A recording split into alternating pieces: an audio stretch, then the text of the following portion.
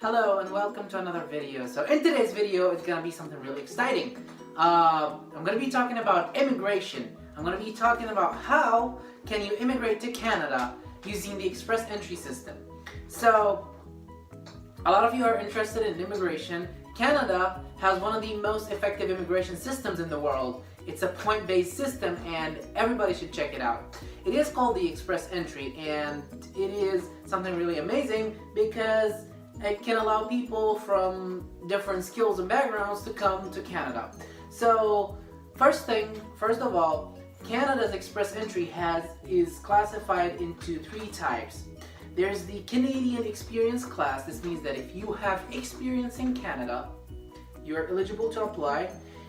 There's the Federal Skilled Worker Program. This means that it doesn't matter where you have the experience from, whether it's inside Canada or outside the land of Canada.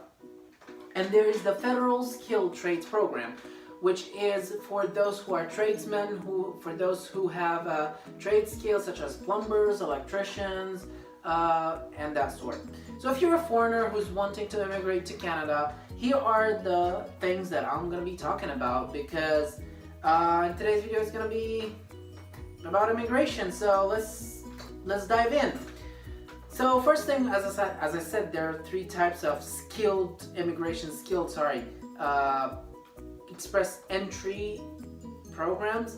So the first one is the Canadian experience, and the language requirements are a CLB 7 for a job that is NOC 0 or A, and a CLB 5 for a job that is in NOC B. So before I dive a little bit more, let me just a little bit explain what is a CLB. CLB is the Canadian language benchmark.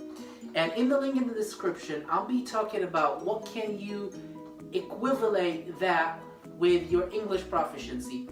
One of the most English known tests is called the ielts, and it is used to test people for their ability to speak English.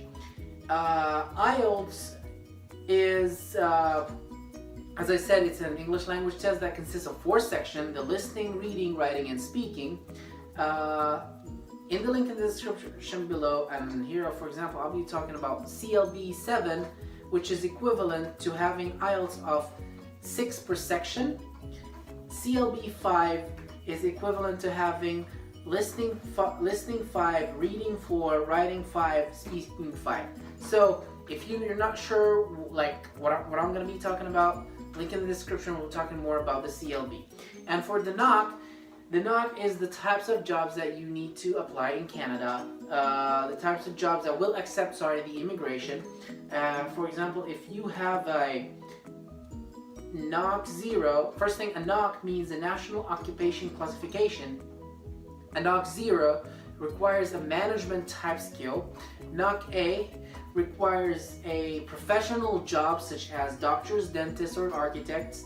And the NOC B requires you to be like some sort of a skilled trades worker, such as chefs, plumbers, electricians, and that sort. So let's go back to the list about like the types of Canadian express entry. We talked about the Canadian experience class, and you need for that a CLB 7 if your job is specified in NOC 0 or A CLB 5 if your job is in NOC B.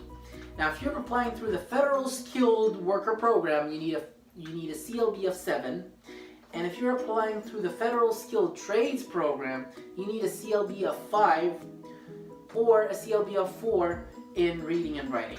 So that's for the language test. Types of work you can do. As I said, there are 3 types of work: the NOC A, NOC B, and NOC 0.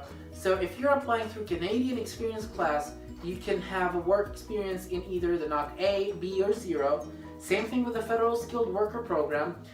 But with the Federal Skilled Trades Program, usually they prefer the B if you have a B skilled NOC job. Now let's talk about the amount of work experience. Both Canadian experience and the Federal Skilled Worker Program requires you to have at least a year within the last 3 to 10 years. In the link in the description below, it's going to show you, for example, which one is you have to have continuous and which one you can have like 1 year doesn't have to be continuous. Now for the Federal Skilled Trades Program, you need to have 2 years within the 5 years prior.